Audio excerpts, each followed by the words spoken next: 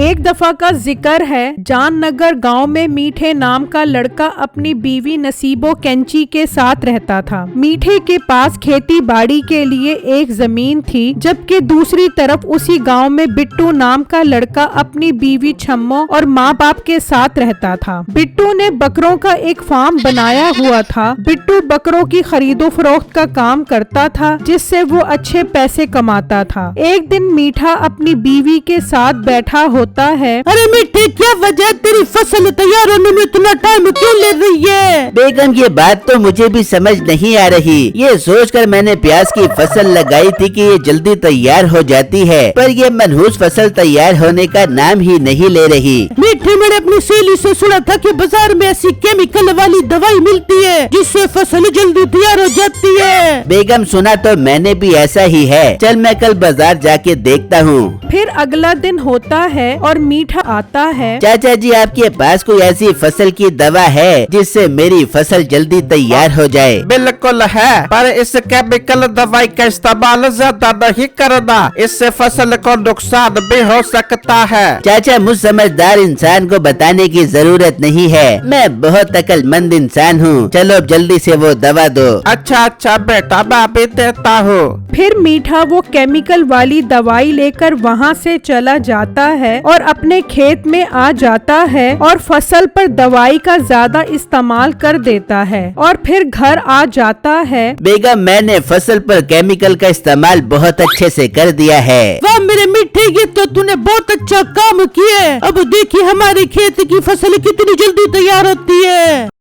फिर अगला दिन होता है। नसीबो और मीठा खुशी खुशी खेत पर आते हैं, लेकिन खेत देखकर वो सकते में आ जाते हैं। खेत केमिकल वाली दवाई से बिल्कुल तबाह हो चुका होता है। मोटी नाक वाली औरत, तूने तो बोला था केमिकल वाली दवा से फसल तैयार हो जाएगी, पर ये तो सारी फसल तबाह हो गई। मीठे, मेरी सहेली ने तो ये बोला था कि फसल जल्दी तैयार हो जाएगी। मीठे, जरूर तू 2 नंबर दवा खरीद के आया हो।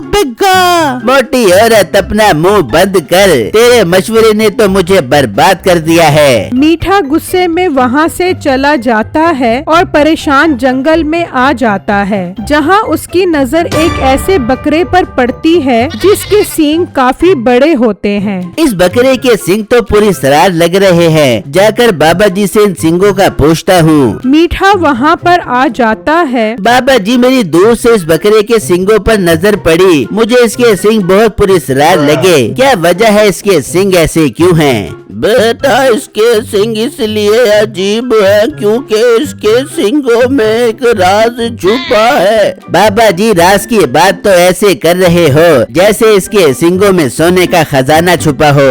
बेटा, इसके सींगों में पुराने राजाओं का राज है, पर बेटा इसके सींग में वो राज जब जाहिर होगा जब इस बकरे की अच्छे से देखभाल रखी जाएगी। बाबा जी की ये बात सुनकर मीठा सोचने लगता है, जरूर इसके सींगों में सोना होगा। मुझे ये बकरा इस बाबा से खरीद लेना चाहिए। मीठा काफी बहस के बाद वो बकरा 10,000 में खरीद लेता है और उसे लेकर गांव आ जाता है और उसे एक ऊंची जगह पर बांध देता है। बकरे के हैरत अंगेज और चमकदार सींग की वजह से गांव के काफी लोग वहां पर जमा हो जाते हैं। तभी नसीबो भी वहां पर आ जाती है। मीठे, इस बकरे के सींग तो बहुत चमकदार और नायाब लग रहे हैं। मीठे, ये बकरा किसका है? फिर मीठा नसीबो को सारी बात बताता है, जिसे सुनकर नसीबो खुश हो जाती है। वाह मीठे, ये तो तूने बहुत कमाल की खबर सुनाई है। चल मीठे, इस बकरे को घर ले चलते हैं। ऐसा न हो भी इन सब गाँव वालों की इस बकरे को नजर लग जाए।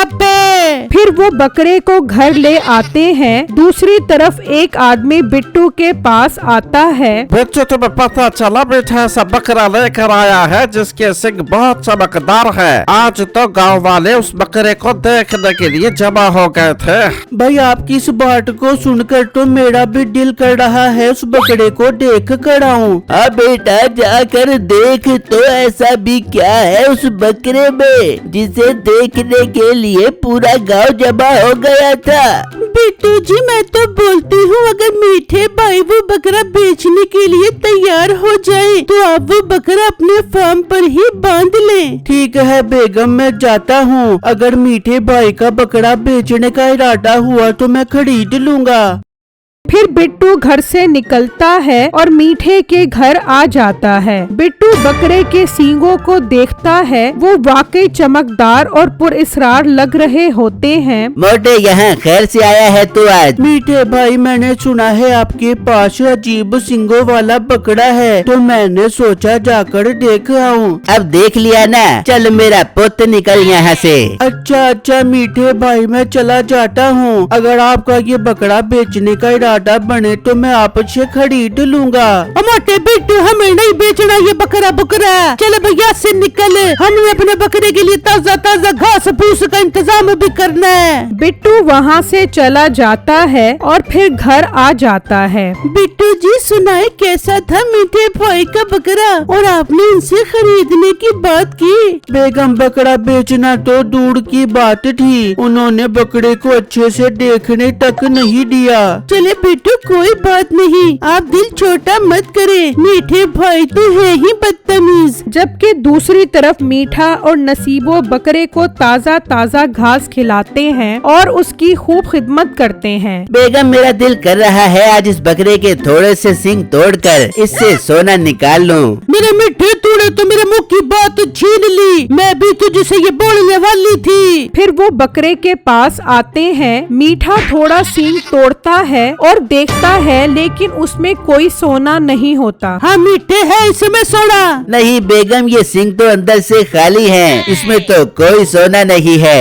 ये क्या मीठे, तू तो बोल रहा था कि इसमें सोने का खजाना छुपा होगा, पर मीठे मुझे तो लगता है ये सींग ढोल की तरह अंदर से खाली है। ना बेगम ऐसा मत बोल, मुझे पूरी उम्मीद है इसके सींगों के अंदर जरूर सोना निकलेगा। मीठे जब सोना इसके सींगों से ही निकल रहा है तो हम इस बकरे को ताज़ा ताज़ा घास फूस खिलाकर खर्चा क्यों कर बेबे? फिर वो उस बकरे को बासी घास खिलाते हैं, उसके सींगों का वो अच्छे से ख्याल रखते हैं। इस तरह कुछ दिन गुजर जाते हैं। अब बकरा कमजोरी की वजह से सूख जाता है। मीठे इस बकरे की जिस तरह की हालत हो गई है मुझे नहीं लगता कि ये ज्यादा दिन जिंदा रह पाएगा। मीठे तोड़ दे इसके सींग और आज ही इसके सींगों से सारा सोना निकाल लेते हैं। हाँ बेगम तू ठीक बोल रही है, तोड़ देते हैं इसके सींग और सोने का खजाना निकाल कर माला माल हो जाते हैं।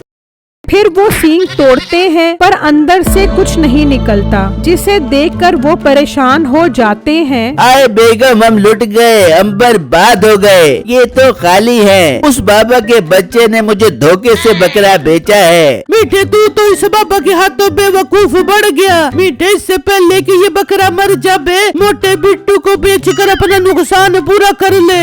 हाँ बेगम मैं जाता हूँ बिट्टू के पास और उसे बातों में पटाकर बेचता हूँ अपना ये मनहूस बकरा। फिर मीठा वो बकरा लेकर बिट्टू के फार्म पर आ जाता है। ये क्या मीठे भाई, आपने इस बकरे का क्या हाल कर दिया है, ये तो सूख कर कांटा हो गया है। बिट्टू जब ही तो मैं ये बकरा लेकर तुम्हारे पास आया हूँ, हमें बकरे का ख्याल रखना नहीं आता। बिट्टू मुझसे ये बकरा खरीद लो, तुम ही इसका अच्छे से ख्याल रख सकते हो। बिट्टू को बकरे की ये हालत देखकर बहुत तरस आता है और वो मीठे से वो बकरा खरीद लेता है। मीठा पैसे लेकर खुशी खुशी वहाँ से चला जाता है और बिट्टू वो बकरा लेकर घर आ जाता है और अपनी बीवी छम्मो को सारी बात बताता है। छम्मो को भी उस बकरे पर बहुत तरस आता है। बिट्टू जी मीठे भाई ने इस बेज़ुबान बकरे का क्या हाल कर दिया है, पर बिट्टू हम इसका बहुत अच्छे से ख्याल रखेंगे। फिर छम्मो और बिट्टू बकरे का अच्छे से ख्याल रखते हैं, जबकि दूसरी तरफ मीठा नसीबों को कहता है, बेगम बिट्टू मोटा तो बहुत बेवकूफ निकला जो उसने वो हड्डियों का ढांचे वाला बकरा खरीद लिया। हाँ मीठे मोटे लोग होते ही बेवकूफ हैं। वो दोनों बिट्टू की बेवकूफी का मजाक उड़ा रहे होते हैं, जबकि छम्मो और बिट्टू बकरे की अच्छे से खिदमत करते हैं। इस तरह कई दिन गुजर जाते हैं। बकरा अब सेहतमंद हो चुका होता है और उसके सींग भी दोबारा से आ गए होते हैं। बेगम ये बकरा अब एकदम सेहतमंद और चाको चौबंद हो गया है। मैं अब इसे अपने फार्म पर बांध देता हूँ ताकि ये और बकरों के साथ खुश रहे। फिर बिट्टू उस बकरे को फार्म पर बांध देता है। तभी एक अरबी बकरा खरीदने उसके फार्म पर आता है तो उसकी नजर उस बकरे की चमकदार सींगों पर पड़ती है। भाई तुम ये चमकदार सिंग वाला बकरा कितने का बेच रहे हो? अरबी भाई मैं ये बकरा नहीं बेच रहा, मुझे इससे लगाव हो गया है। आप कोई और बकरा पसंद कर लें। पर मुझे यही बकरा खरीदना है। मैं तुम्हें इसके 25 लाख रुपए देंगे। मुझे यह हाल में खरीदना है। पर अरबी भाई इस बकरे में ऐसा क्या है जो आप मुझसे ये 25 लाख रुपए का खरीद रहे हो? भाई इस बकरे के सिंग आम सिंग नहीं है। ये सिंग एक नायाब पहाड़ी जड़ी बूटी खा कर पैदा होता है जो सिंग के अंदर एक खास किस्म का तेल बनाते हैं। इसकी सिर्फ एक बूंद ही जहर के असर को खत्म कर देती है, जिस तेल की कीमत बाजार में सोने से भी ज्यादा है। क्या सच में इसके सिंगों से ऐसा तेल निकलता है? हाँ बिल्कुल होता है, मगर सेहतमंद बकरे के सिंग ही ऐसा तेल बनाता है, जबकि कमजोर बकरे में ये राज मर जाता है। बिट्टू ये सब हैरान खड़ा सुन रहा होता है। फिर बिट्टू वो बकरा 25 लाख रुपए का बेच देता है। मीठे का दोस्त कम्मू छुपा ये सब देख रहा होता है। वो जल्दी से मीठे के पास आता है। मीठे मीठे बिट्टू तो माला माल हो गया है। कम्मू आखिर क्या कहना चाह रहा है, साफ साफ बता। फिर कम्मू उन्हें सारी बात बताता है, जिससे सुनकर वो दोनों भी सख्ते में आ जाते हैं। हाय बेगम, हमने तो बहुत बड़ी गलती कर दी। इसका मतलब वो बाबा सही बोल रहा था कि इस बकरे की सींगों में एक राज छुपा है। जा मीठे, तूने तो अमीर होने का चांस जाया कर दिया। तुझसे ज्यादा बेवकूफ इंसान मैंने अपनी जिंदगी में आज तक नहीं देखा। ये कहकर कम्मू वहाँ से चला जाता है। मीठे, ये तो हम बिट्टू को बेवकूफ बोल रहे थे, पर ये तो हम ही बेवकूफ निकले। ओ मनहूस औरत, ये सब तेरी वजह से हुआ है। पहले तूने फसल तबाह करवाई और उसके बाद तूने ही बिट्टू को बकरा बेचने का बोला। मीठे, मुझे पर इल्जाम मत लगा पियो। तू है ही एक नंबर का लालची इंसान। इससे पहले कि हम भूखे मर जा, बेपड़े खेतों पे काम शुरू करते हैं। फिर वो दोनों औकात से खेतों पर काम करने लग जाते हैं।